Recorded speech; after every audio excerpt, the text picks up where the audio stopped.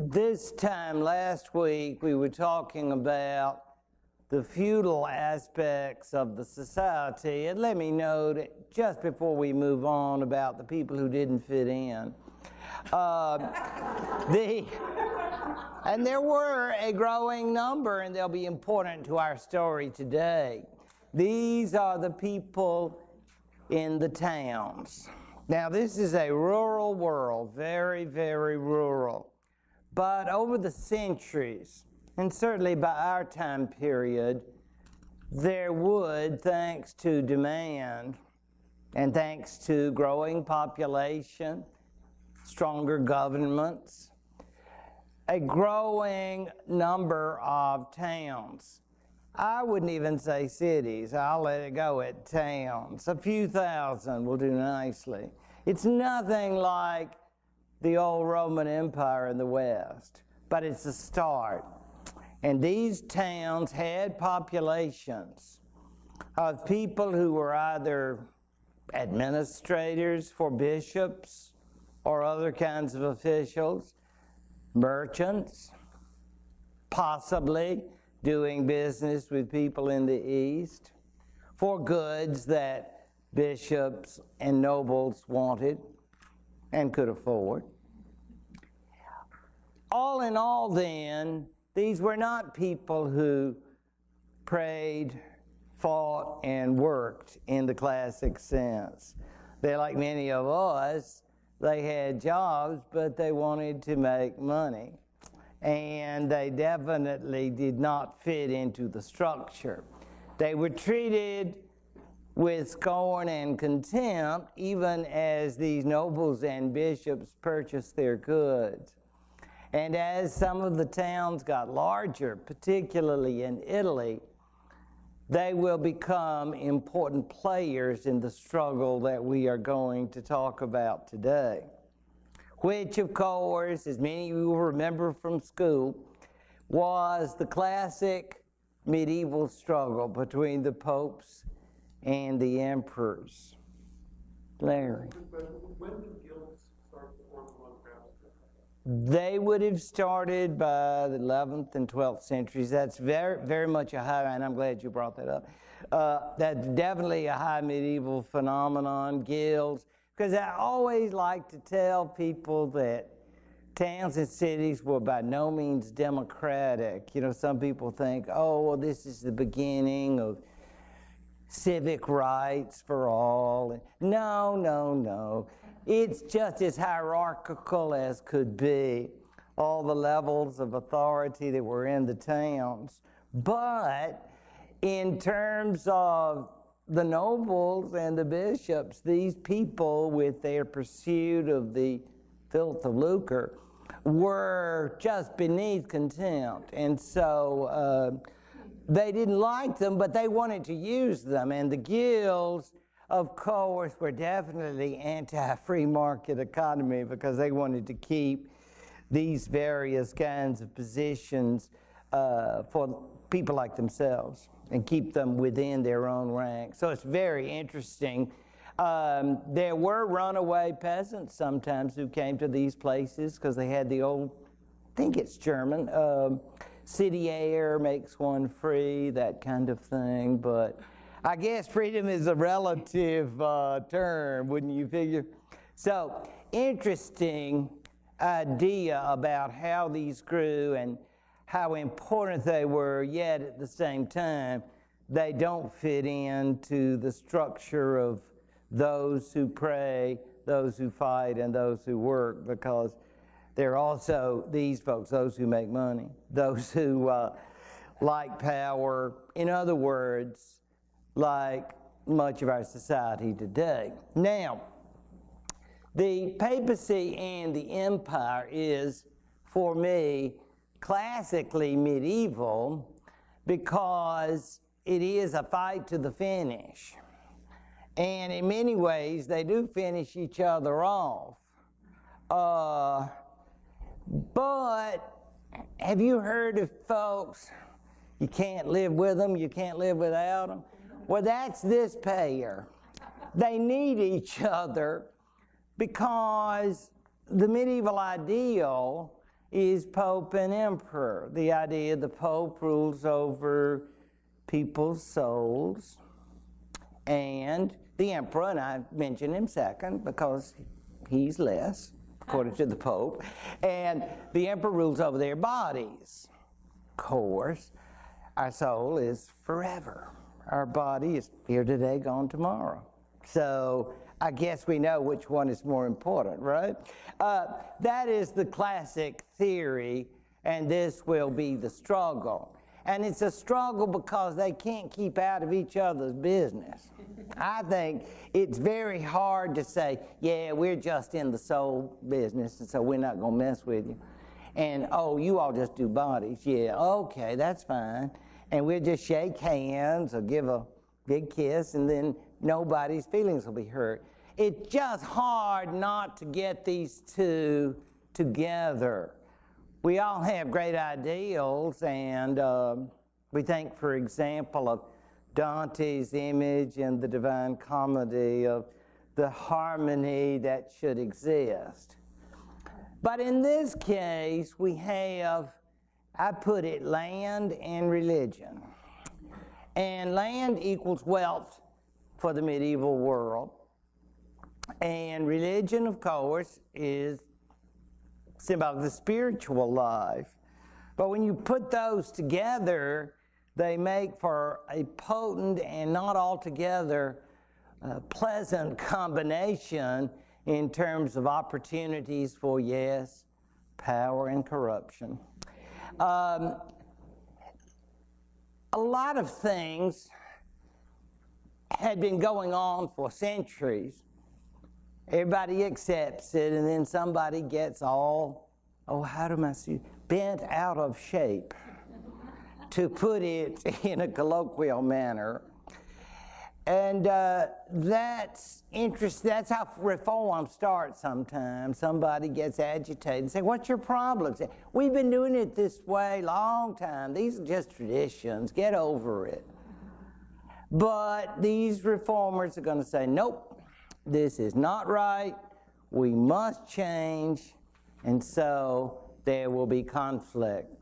These particular ones that are emphasized so much by the 11th century start with what we would call, politely, simply providing a remittance for the property that goes with an office. But they had an ugly word for it. It is simony. So, the word to refer to someone as a simoniac is not something that you want to get called. And if someone says that, get ready to put up your dukes. Simoniacs, coming from Simon in the Acts of the Apostles, Bible readers, is a term referring to the purchase of a church office. However, in all fairness to simoniacs everywhere, they claimed they were merely purchasing the property that was attached to the position. Oh, yeah. That's the theory, that the actual position just happened to go with that. Now, why would someone be purchasing it? Well, it had to do with families obtaining positions for younger sons. You got to do something with them. They can't be a great nobleman because the older brother's got all those lands. So the young kids can become bishops. And so these great estates went from one family to another. Second, investiture. And as we get to the struggle here, investiture will be all important. We all know about investing, presenting someone with an appointment, a great service, a great ritual. Well, think of feudal Europe. The idea of investing someone with a fief. That was a form of investment. Well, it appears that these individuals who were new bishops and other high clergy were in fact kneeling before the king and getting the symbols of their authority, and this upset many of the reformers. They said, lay people shouldn't be doing that. These are church positions. So there's like a confusion. They're getting symbols of their positions as bishop rather than merely symbols of the land. And the king or whoever says, yeah, but look at me, I should be. I'm number one. I mean, the church doesn't like that. It just gets all mixed up in terms of who has power over whom. And finally, an issue that I think many people still rest with today in the Catholic Church, the issue of clerical celibacy. This became a major issue at this time. And it doesn't seem to have been, so I've heard, but until the 11th century, 10th, 11th century. Clerical marriage, what came to be called Nicolaitism in a negative way, became a major issue. The enforcement of clerical celibacy became a prime concern, but not for the reason that most of us think. It had nothing to do with morality. That was not the main issue. The main issue was passing on church lands. That's right. You know, I want little Junior to get all this, little Father Junior. Yeah. Little parson. Yeah, you're going to be a parson, kid. Oh, Daddy. Yeah. So, yeah, that's. And of course, there might be questions about whether they were really married. Whether he was really married to the woman. I used to refer to people like that as concubines, but I decided I abandoned that and just say, because they weren't legally married.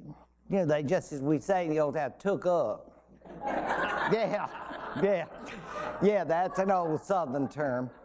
And that is the idea. Obviously, they weren't legitimately married, but, I mean, you don't live. These are not of the upper classes, and these priests who are living on these great estates, their fellow peasants aren't going to say, well, you're living a life of sin, Father.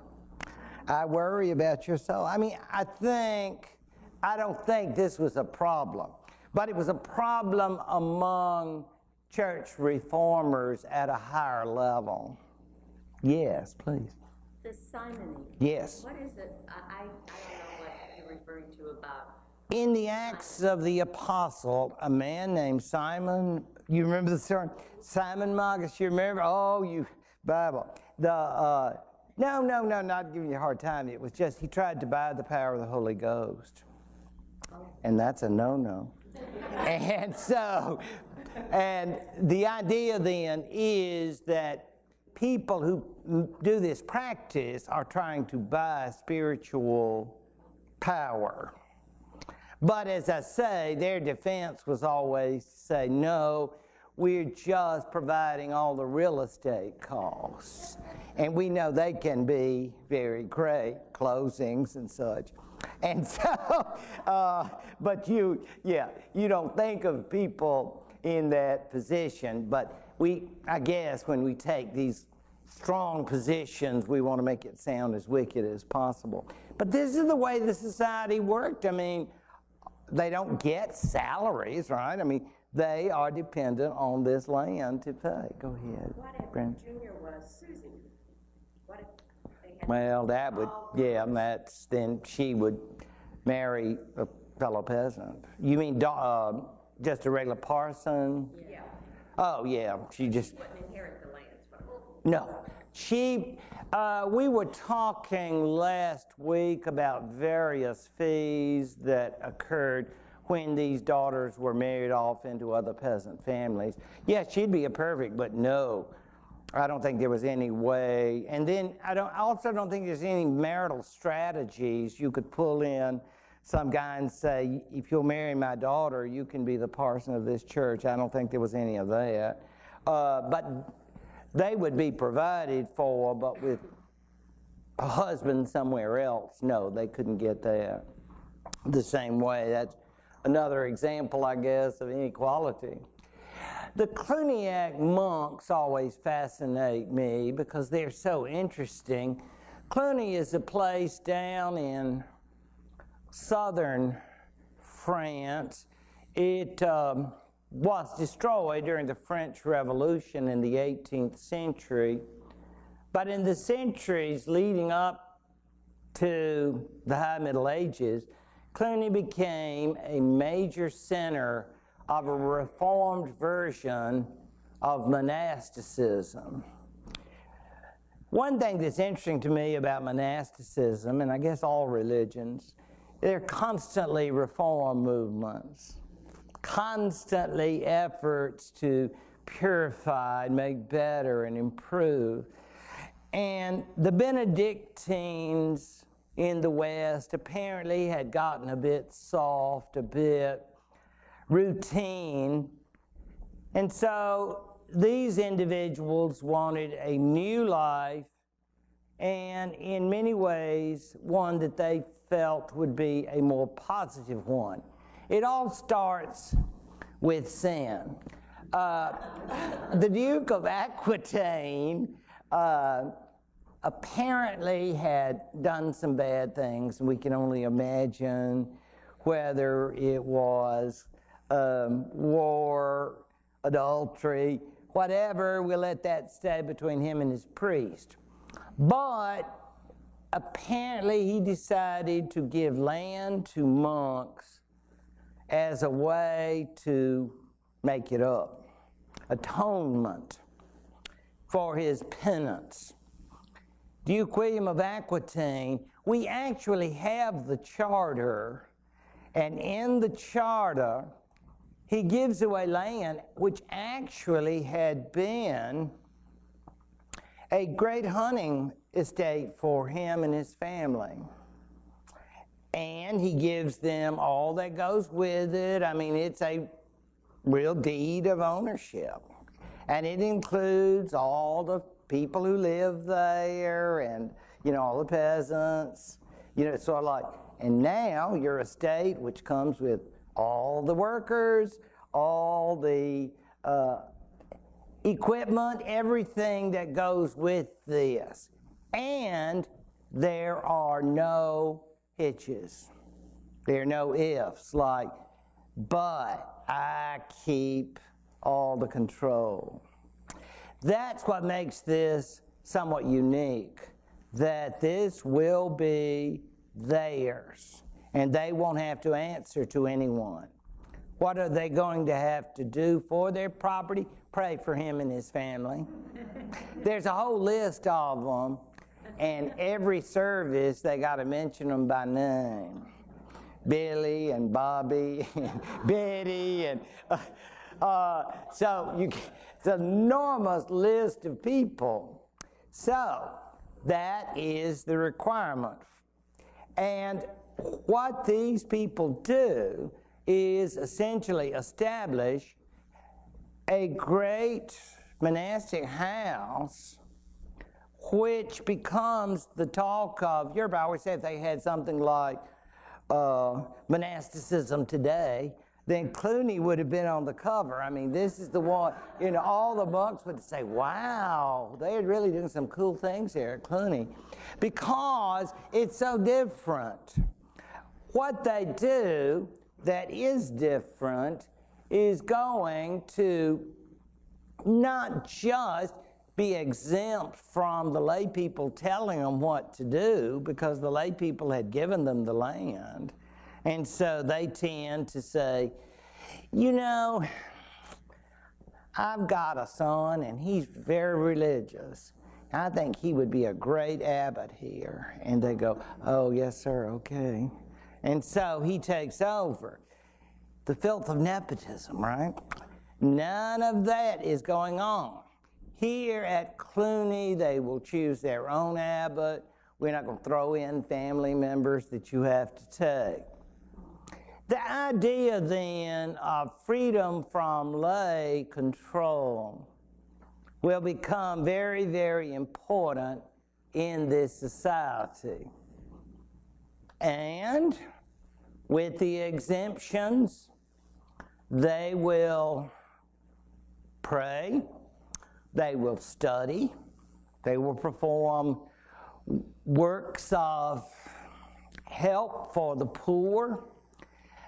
In other words, they will become a model for other monasteries. How are they different from other Benedictines? Well, obviously they don't have to deal with the lay control. And one aspect some will find more controversial because now they have peasants, so they don't have to do physical labor anymore, but that's okay.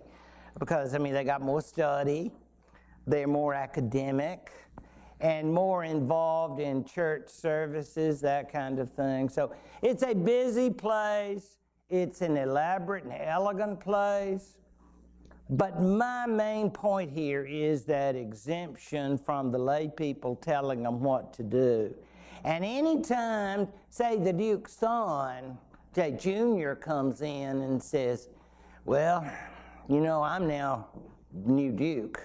And they go, yeah, right, pipsqueak. And he comes in, he said, now you monks, and here's what you're gonna do. My daddy let you off, and they say, could you wait just a second, sir? They run to the filing cabinet, pull out that charter, and say, I know you're probably illiterate, so let us read this to you and tell you what it says. We can explain this very clearly to you, and then go in peace, O wretched one. Because you're going to need prayers. Because that's the idea, though, that freedom from lay exemption. I think that's so important. And it will catch on elsewhere.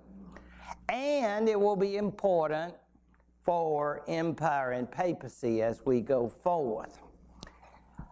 Okay, let's start off with a bad problem.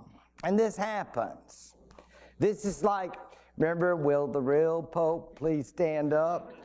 It happens more often than one would like to think in church history that various individuals step forward and claim to be the true Bishop of Rome, heir to the authority of St. Peter. And in this case, a German king who took the title of Henry III, now he's already German king, and he comes down to Rome to be crowned only to find out he's not sure who can crown him. Because you don't want to be crowned by the wrong one. I mean, that would be unfortunate, because then you go around and say, you know, I'm emperor, and they say, not really. You know, the one who crowned you was not really Pope. So, it's interesting that this layman, he's devoted to the church, Henry III, but he will actually set up a group of clergy to clear this situation out. The Synod of Sutri, and Sutri being outside Rome suburb, they will come out there and apparently reject the claims of all three. And I'm not saying all three, you know, went away happily, but, you know, said, well, you're just not going to be recognized. Now, Henry's not at the Sutri. He basically arranges for them to do it because he's a layperson, right? So they're doing this. I mean, they're doing it at his encouragement. But strictly speaking, they represent the authorities. And once they choose a pope that presumably is legal, then he is crowned emperor. A very important precedent in terms of authority, because we have these claimants, and then the issue of, are you really legal? Now we are really the emperor by Clement II. Most interesting, however, is the fact that a German, I mean, Bruno will pretty much give you away. You're not an Italian. Bruno will actually become the Pope, and he is the cousin of Henry. Nepotism? Well, let's just say that Henry encouraged his path to the See of Peter. It's not a bad choice. He had a great file, a lot of good experience. Interview went very smoothly. So, in every way, I think it's fair to say that Bruno of Tours, who became Leo IX, and I might say Saint Leo IX, became a great spokesman for the Reform movement. That's right. He supported the movement against this simony. He supported the movement against Nicolaitism. In his reign, they would send out agents throughout the local church. And if they found women and children, you're going to lose your job, sir. Because we're not going to have any of that. You know, you're getting this nice collection in the collection plate, and then you are buying Pampers. You know, that is not going to work. I mean, it's got to be church money spent on church issues, not for you to have a wife and children. And so that's Leo IX. And at the same time, Henry III backed him up. So you got your real team of emperor and pope working together. I'm not sure, because neither one lived so long. Leo IX died in 1054 and the emperor in 1056. If that could have gone on, that kind of relationship where they're working in such harmony, but it worked for them. Now, when Henry III died, 2 years after Leo, his son was just a child, that is, his heir. So his wife led a regency to control the empire, to control the German states. You know what they say about the cat and mice. And in this case, the German nobility lost all sense of being ruled over. The regency couldn't control them. So it's to say then your German empire is in chaos. The folks down in Rome were saying, interesting situation. There's not a strong emperor. Maybe this would be a good time for us to strike out and be independent. And that's exactly what will happen. These reformers are going to ensure, for one thing, that emperors keep their noses out of the election of popes from now on. And this is a very important step. We all know about the College of Cardinals. You'll remember the, fairly recent election of Pope Francis and all the excitement with that. That is basically established during this time. It's to keep out popular enthusiasm. It's supposed to keep,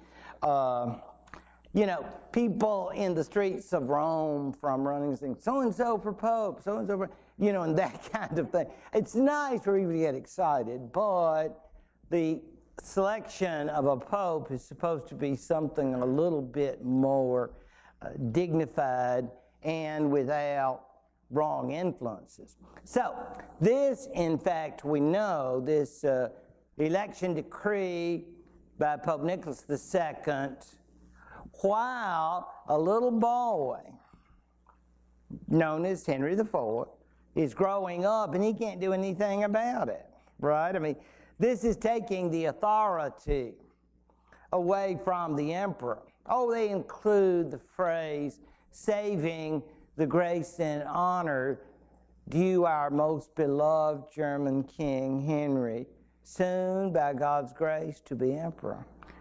But that's what you call a legal escape clause. It means nothing when you you just start thinking about, huh? Because that, I mean, you know, it's not like you can pull this out and say, yeah, but what about my rights? That's gone. The cardinals choose the Pope, and the emperor basically says, yeah.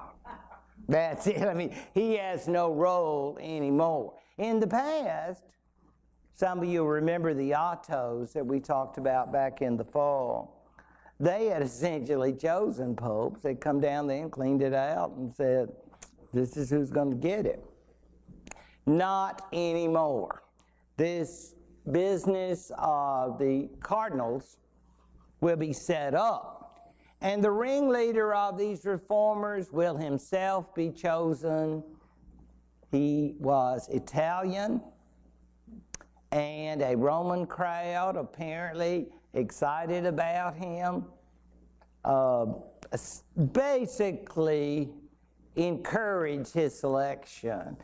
The selection would actually be a bit pro forma, because it was like, we want Hildebrand, we want, okay, you all can get Hildebrand, that's fine. And so later on, some are going to say, you know, that wasn't really legal. Interesting point, but everything about this man is very interesting. Gregory VII, he looks, doesn't he, like he's got the weight of the world on his shoulders. Gregory VII did not become, well, I don't think he was canonized until maybe the 17th century. So that's a slow progress, isn't it? Yeah, I mean, when you live in the 11th and you keep waiting and saying, what about, why can't he be a saint? Well, a lot of controversy. People in his own day said, you're really after your own ambition. You're a prideful man. You're carrying all this out for yourself. And he would just say, no, I'm doing this for God, because of the Germans. He was supposedly brought up in Rome itself. We don't know much about his background, except that the old idea that he was a Cluniac monk is not true.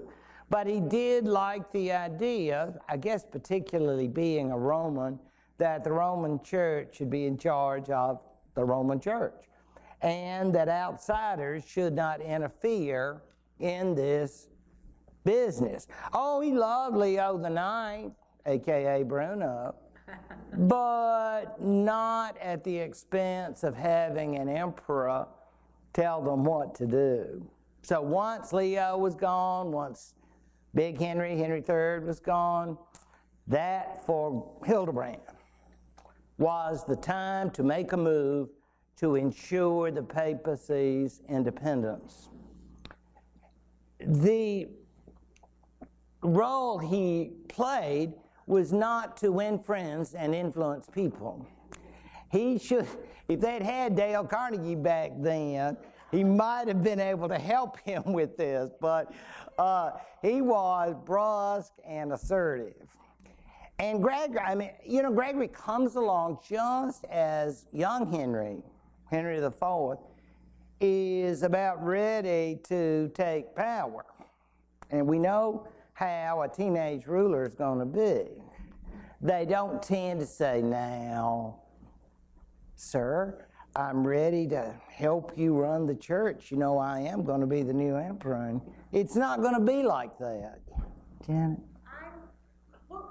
Obviously, he was not the guy who wrote the Gregorian chants. No. That's associated with Gregory the First, 590 to 604. This is Gregory VII, but this is a big one. I mean, in your Gregories, in the Gregories that I know and love, these are among two of my favorite Gregories. When I go to my Pope chart, thank you. Oh yeah, my sister-in-law brought me a Pope chart. It's got them all so that whenever I can look at their shining faces and pick out the one that. So yeah, Gregory's a popular pope name. So this is the 7th, but I'm sure he was looking back when he chose his name and thinking, good name. So yeah, they chose names based on, well, look at Francis, Pope Francis, Francis of Assisi, there you go. So yeah, and actually Benedict XVI, if you want to tell the truth. Oh, John and Paul, yeah, so there you go. His motives have been questioned, as I've said, and the stories and the accounts, depending on whether they were written by church people or written by people who were more interested in the imperial interest. And the funny thing is, they're all church people. I mean, you don't have a bunch of German nobles sitting around, I want to get out my version, so I'm going to write it. I think the church has enough people to present both perspectives. And in some, Gregory appears haughty, powerful, trying to kick others around. And then in some, he is God's representative on earth who is trying to carry out righteousness and justice against the wicked. So, you know, it just depends on the source. But no doubt he is a very controversial individual in papal history. That's right. So, very slow process. So, you know what they call the devil's advocates. Have you ever heard about those people? They come out and present, they've got their portfolio, so obviously they had a fairly thick file. And so this was put off a very long time. And I just still call him Hildebrand because a lot of people did to insult him. His pre-papal name. So that's a way of saying, you know, you're really not Pope. You're illegitimate. And, I mean, that's pretty hurtful. Basically call you a pretend Pope. Henry IV. There he is. Where's Carol? Yeah, you're back. I thought you were. There, we got it. Our first major Latin opportunity of the afternoon. There it is. Now, you see, go straight ahead. Look at his Henricus. You see the little thing at the top? Means U.S. Henricus Quartus. Do you see Quartus after that? Yep. And then Henrici Imperatoris Filius, son of the Emperor Henry. And on it goes. So we know who that is supposed to be. He had grown up, as I say, as reared by his mother, but very aware of what his authority and rights were supposed to be.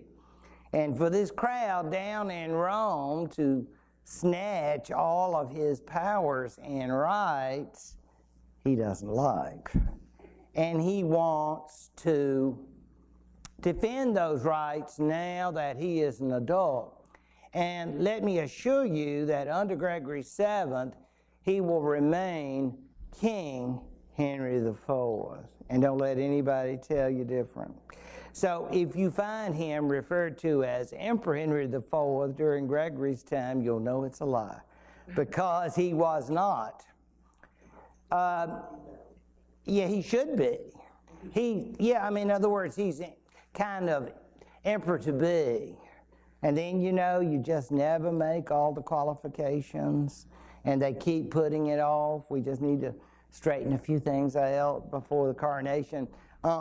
They go into a great dispute, which is usually referred to as the investiture dispute. A dispute over whether kings have the right to invest bishops with the symbols of their authority.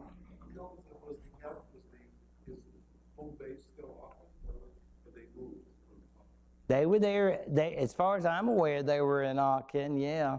I mean, but of course, there were representatives of each in either's capital. I mean, They had intelligence sources that they knew what was going on, so they knew, that is, the people down in Rome knew that they could get away with a lot of things because the emperor couldn't take action because of his age.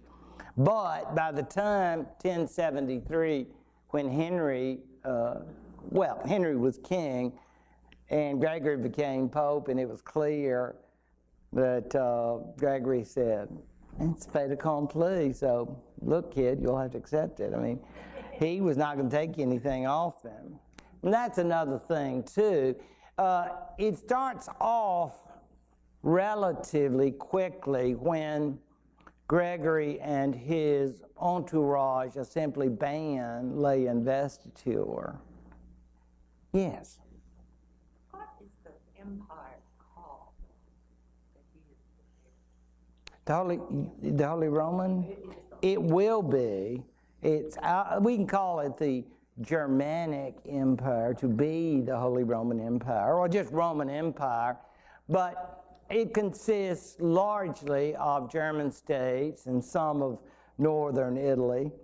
So it's kind of, but it's just called the Empire.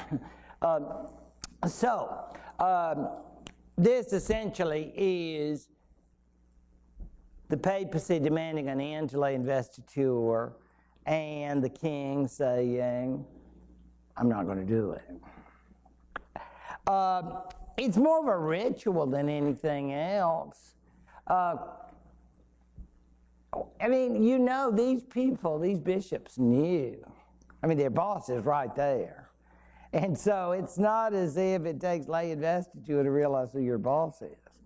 But medieval people love their symbols and rituals and all the rest. So Henry refuses, and the language is very direct and very stern.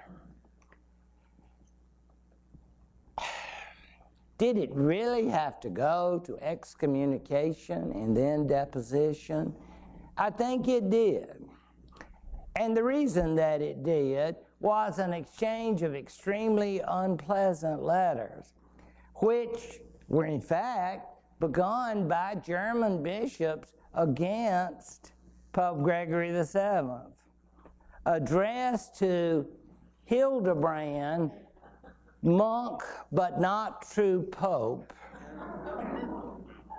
We say to you, descend to be damned through the ages. Well, I think that's pretty well making sure there won't be any ecumenical activities there.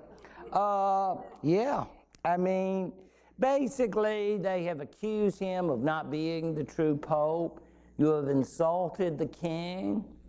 They can quote the Bible, don't you worry about that. These bishops, they will quote from one of the letters of Peter, if you remember, fear God, honor the king, and they say, not only have you presumed not to honor the king, but you have dared to insult his dignity, damn you.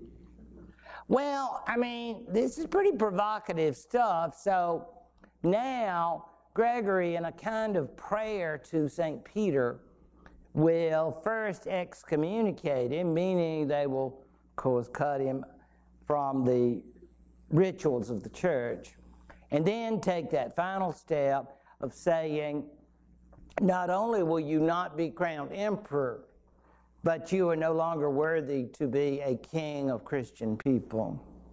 So, yeah. So, you are deposed.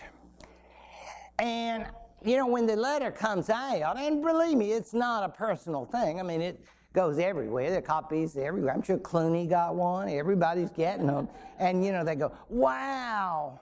Now, what it means, of course, is that in a Christian society, you're no longer fit. I mean, I guess if he was looking for a job, he could go off somewhere with another religion and be king. But in a Christian world, it is not going to work for you, and Henry needs to think fast.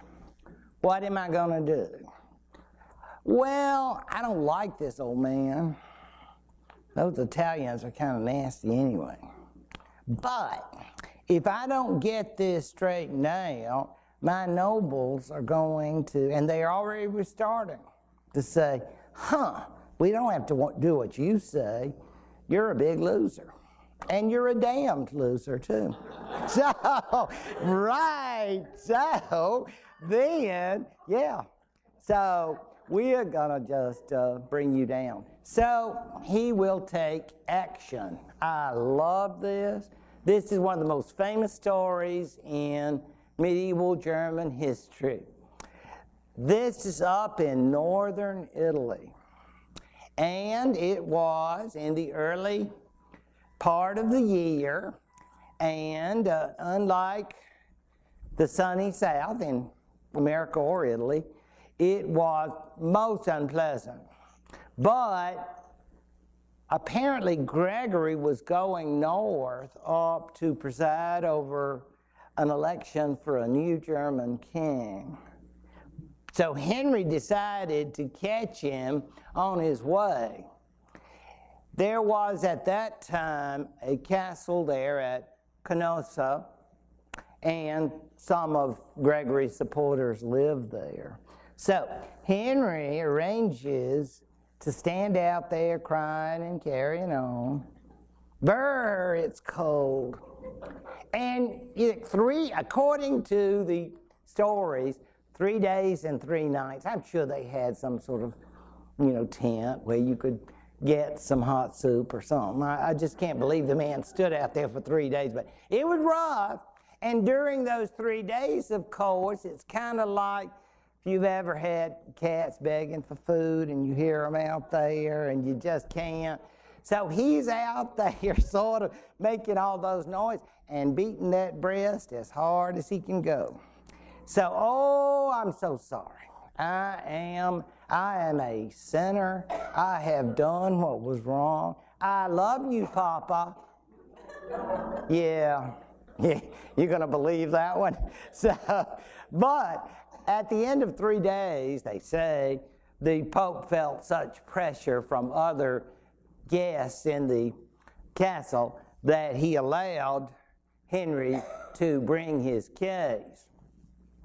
In fact, what he would do is he would take in Henry, and Henry laid it on thick, and he said, I'm so sorry. I was ugly, and I'm bad. And apparently, Gregory, the Pope, was willing to let him have Holy Communion.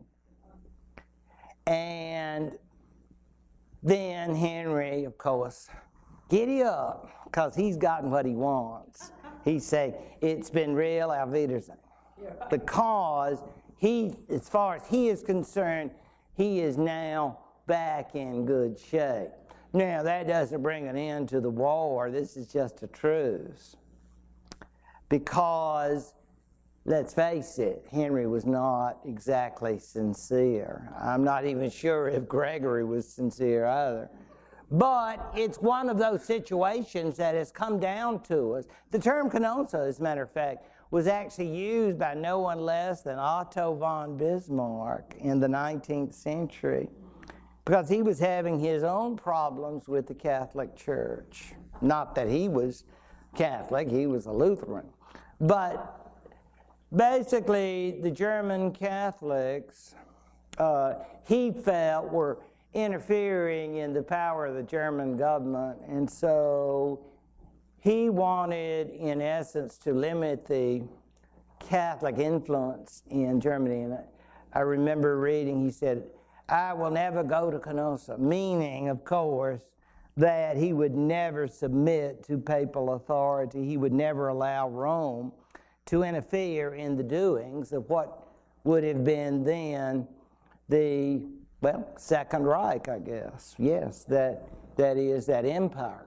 Well, eventually Gregory lost control of the city of Rome. He was actually expelled by Henry and his army. Yeah, I mean, that's pretty nasty.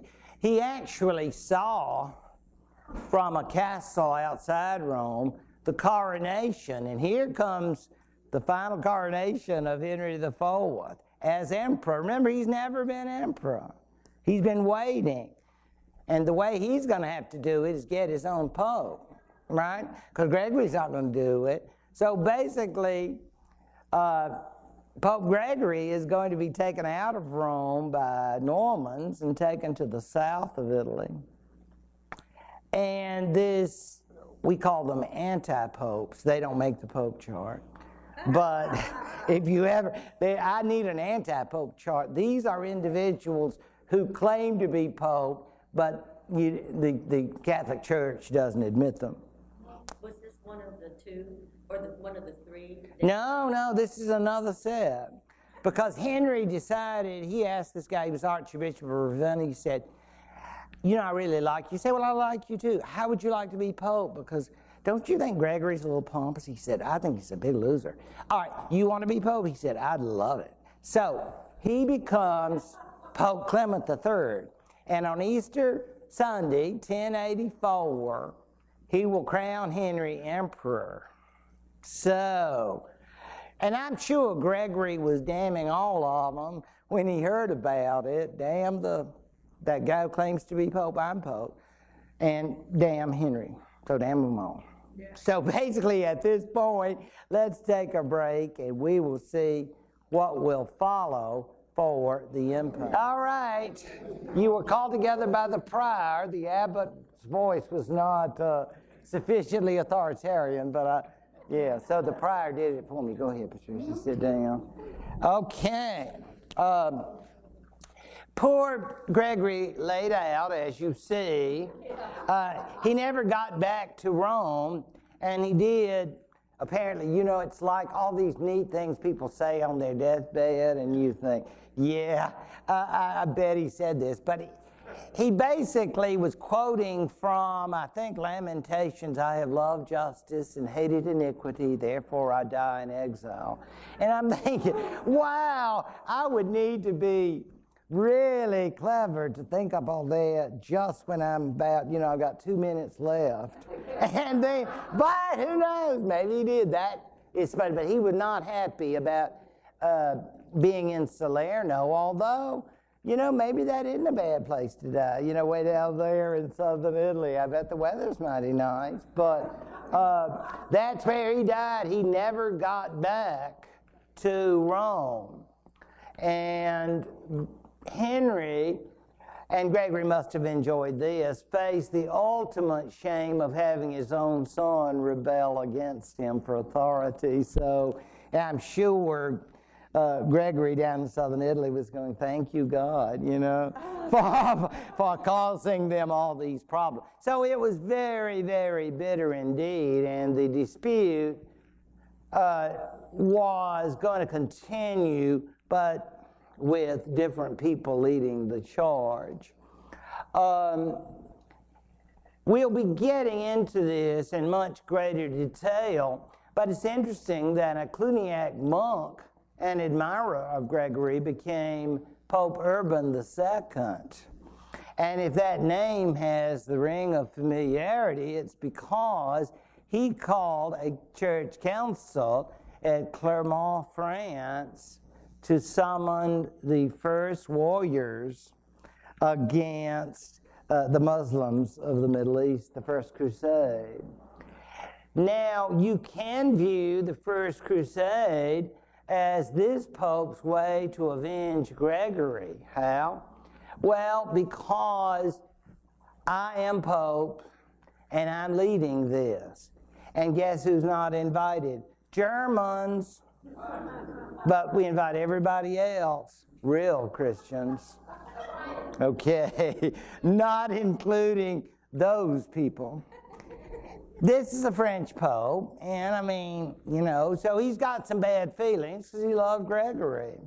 But if you think about the time, it's not that much longer. What, 10, 12 years after Gregory's life? I think I'm just going to save all of this for the Crusades lecture rather than get into it now. But just on the way, be aware of this idea of papal authority leading a Christian West against the menace of the Muslims, that kind of thing. It came in a rather dull, boring way. Negotiations, place maybe you've been, the town of Worms, Germany. And there, papal and German royal negotiators struck a deal, and that deal was a concordat, in essence, between Henry IV's son, Henry V, and the Pope of the day, who was another follower of Gregory VII called Calixtus II. I know. See, you just need your chart so you can. Now, they've got a few more popes than we've had presidents, so don't dream of memorizing all these, okay? You got to promise. That would be really mind-blowing. So, no chance? Okay, good. Okay, I feel good. But it was an agreement between the two, essentially. Henry said, well, I will renounce investiture for German bishops. And the papal representative said, that's good. And so, you know what the Pope would like to do, basically, to show how much he loves you? And he said, what? Crown you emperor. He said, oh, well, thanks. I mean, that's what they're after. He's going to be crowned emperor. There's only one Pope now, Calixtus. So there are no more anti-popes for the time being. What happened to that anti-pope? Well, he crowned Henry emperor, and he was excommunicated by Gregory, and he seemed to live through it, and I don't know. Then he died, and I don't know where he is now, but I'm hoping he came out okay. But So it went Gregory VII, and then Urbana, and then Urban, there was a whole series of them, yeah, after the death of Gregory in 1085. And so this is 1122. So you've had about 5 popes. You know, sometimes they come and go, but they don't have long reigns. But in fact, yeah, I mean, it's just serious. And Urban II is very big because of calling the First Crusade. So most of us know him in a different context, but I'm just trying to bring him up here as seeing the crusading thought as a way to avenge Gregory. So that ends, and you say, well, that's a whimper, not a bang. You're right. I mean, you would think after everybody was cursing everybody and all that, there would be some dramatic end. But it doesn't end the main issue, does it? It ends investiture. But investiture is really just a symbol. You don't get at the root. You don't get at who's really in charge here. So that will go on in future generations, no doubt about that. When you look at this, look at the areas surrounded by yellow. These will be the various duchies that comprise the German states, and you will see how it goes down into what is modern-day Italy. And all of that is going to be very unruly. I'm sure that we're all aware that Germany and Italy did not become nation states until the 19th century. They're in fact younger than we are, so that's strange but true. But I think a lot of this has to do with the kinds of conflicts that we are talking about right now. I think that definitely delayed the progress of unification that took place. What's going on in the bottom of Italy and over? Those were Norman territories. We're going to talk about the Normans next time because, of course, William the Conqueror in England. And this was another branch of the Normans who created for themselves rule in Sicily and southern Italy. And is that what you meant? What was going on there? Yeah, that was They were the ones who came in and helped Pope Gregory VII. But those territories, sometimes controlled by the Byzantines from way back. You remember them? The Eastern Romans. So, yeah, it's not part of this particular picture. Henry V did not have a son, so that's all she wrote for this particular dynasty, you might say. And that's part of the problem, too, that these families tend to die out, and so that creates an element of chaos. In this case, when he died in 1125 without an heir, the Germans fought among themselves for the next quarter of the century to determine who would get to be ruler. And here it is in a nutshell. Swabia, which is over in western Germany, and Saxony, which is in eastern Germany, and so northwest, the Saxons. So you have two different German duchies, their particular leaders, in a kind of civil war for determination who would now rule Germany. We use the terms typically of Ghibellines for those who were pro-Swabian and Guelphs for the Saxons, Guelphs and Ghibellines. We will get into that later, but just be aware for that next quarter of a century that, and this cannot be displeasing to the Pope and his friends, to watch Germany be in turmoil, because they're saying, well, you had it coming.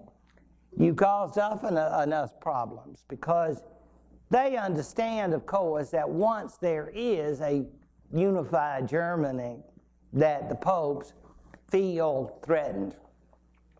Not threatened in a spiritual sense, but threatened in a territorial one. They don't want to be imperial chaplains, basically.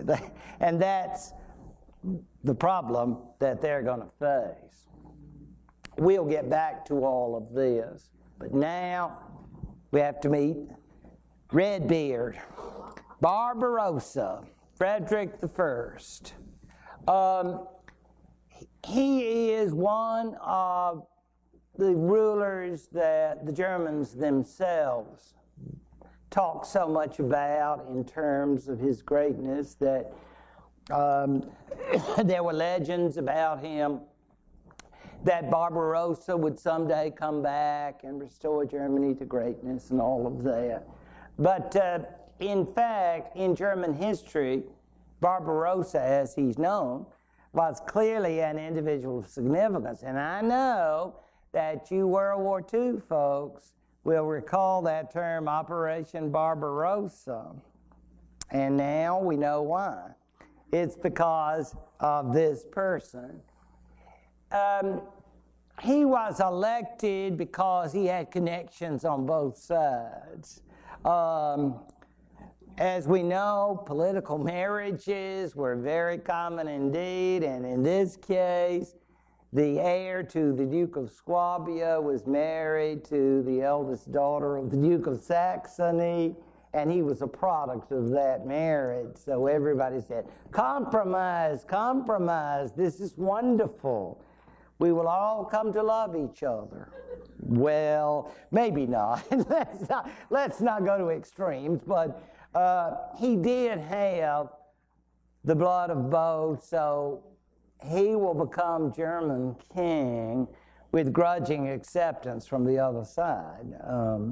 And so, you know, he said, but, you know, we go to the same reunions. I mean, you know, you know, we have a lot of family love. Well, sort of. Yeah, we all know about families. That can be difficult. In fact, from his mother's side, the heir to the Duchy of Saxony will lead the opposition to Frederick Barbarossa. But this is the great Hohenstaufen family. These are the German emperors of the High Middle Ages who will be such dominant figures in history. They were ambitious, powerful, and I would say Barbarossa was one of the greatest of all. You'll notice the length of his rule, 1152 to 1190, and he went strong too, very strong during all those years. And his influence, not just in his empire, but throughout Europe, was very, very important. So he is a major figure in the High Middle Ages. It is very interesting the way that he accepted what had happened. He apparently had realized how much royal authority had been taken away by virtue of civil war. So he just recognized it. He says, fine, you have this power, and you are Duke of this, or Duke of that, Count of this. So you keep it, but agree that you will hold it from me. You will be my vassal. This is something that the Germans had not done before. We will see that the feudal ideas had gone from west to east, and they were a little later in adapting this. But Barbarossa did. He said, better to have it as a feudal relationship than lose it altogether. So rather than lose it completely, he accepted them in terms of their feudal dependency. And most controversially, his own Operation Barbarossa. How do you keep your people busy? You send them east. Yes, send them east. Against Slavs. Yes, this is the drive to the east for you German students.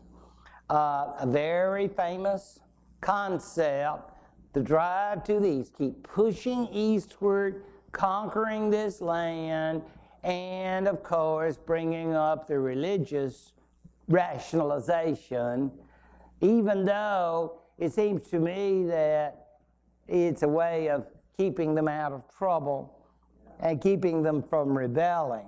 Go attack Slavs. They're there. They are not of our faith, therefore we should take those lands. Remember Charlemagne. Charlemagne had attacked Saxony way back when. And remember the Saxons were pagan.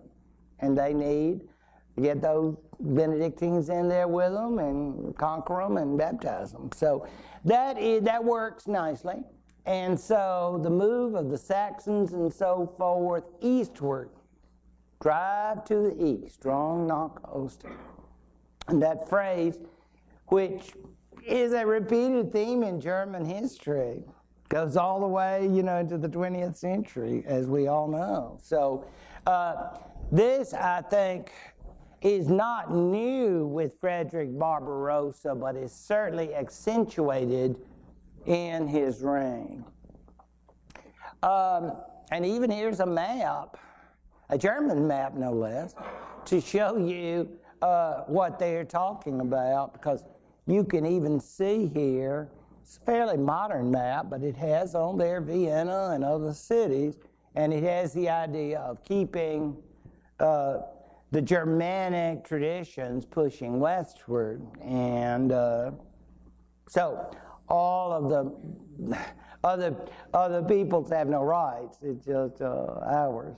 And this will be our land. We will rule. We will dominate. And that's the tradition into which so much of the troubles in Europe in the 20th century will grow.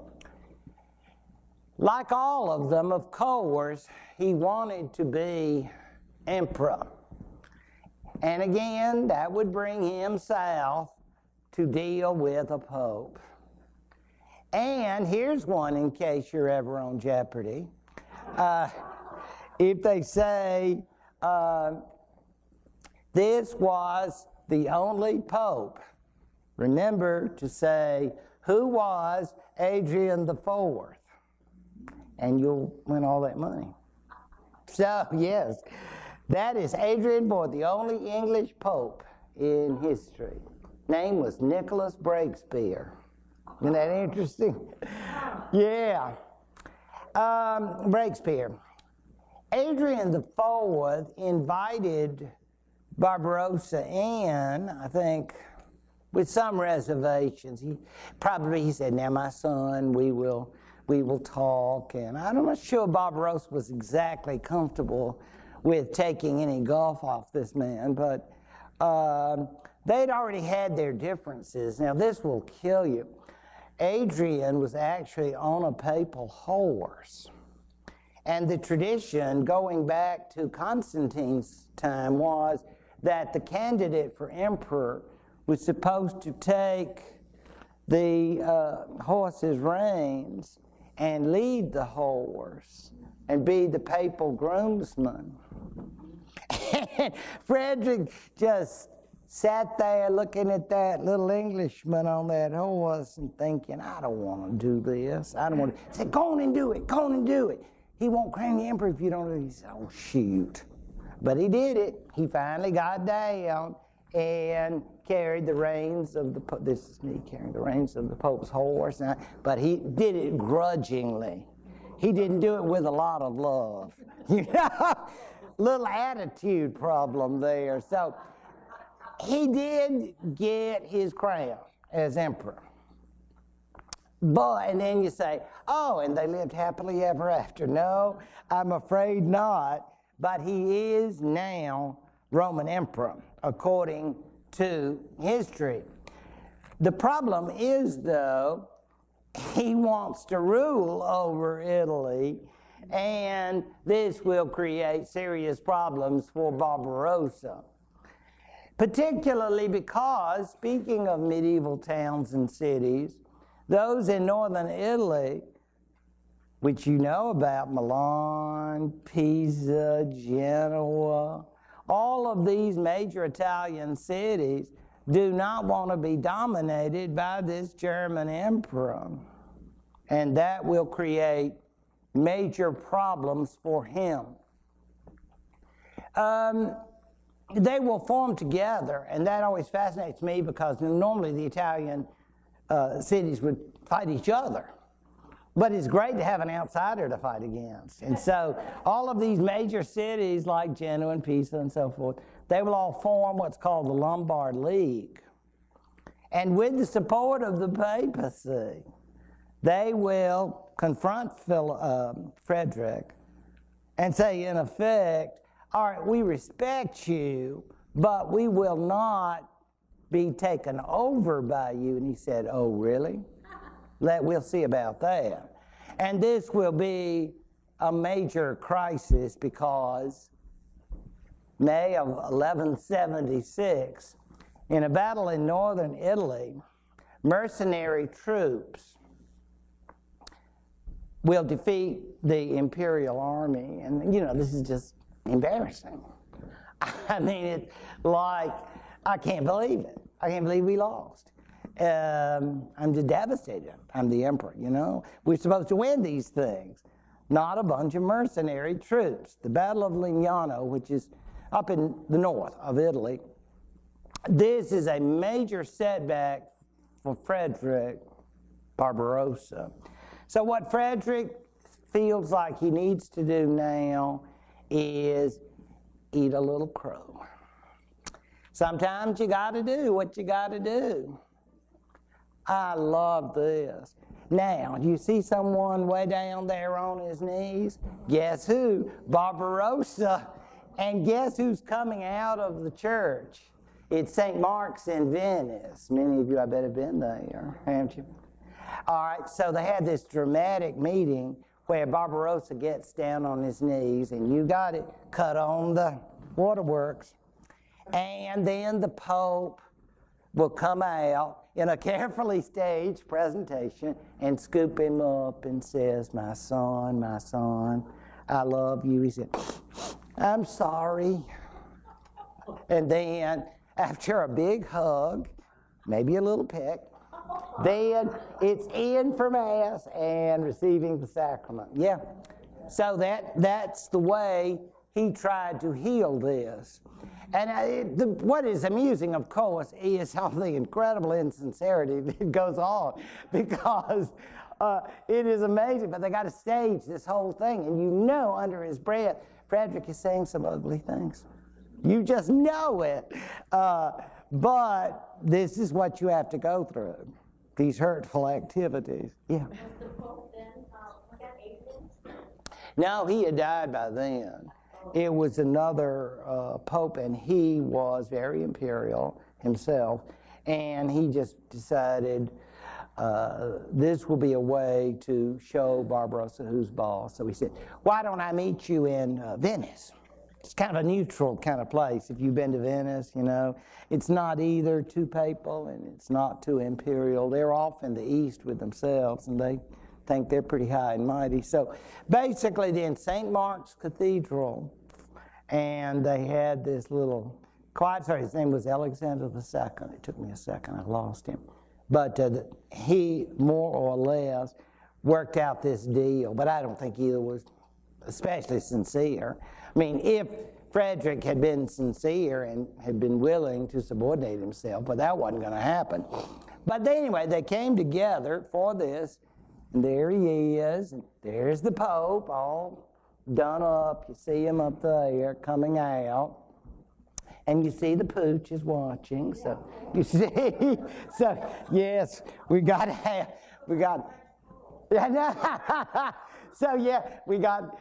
there for a walk, and so with Fifi and all the pets, and so, I mean, it was quite a show, though. Can you imagine? You get to see the Pope and the Emperor together. If you're Venetian, it's quite a nice deal.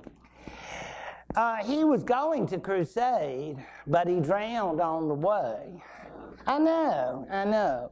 But they were crossing the waters, and he just made a wrong slip, and they couldn't save him.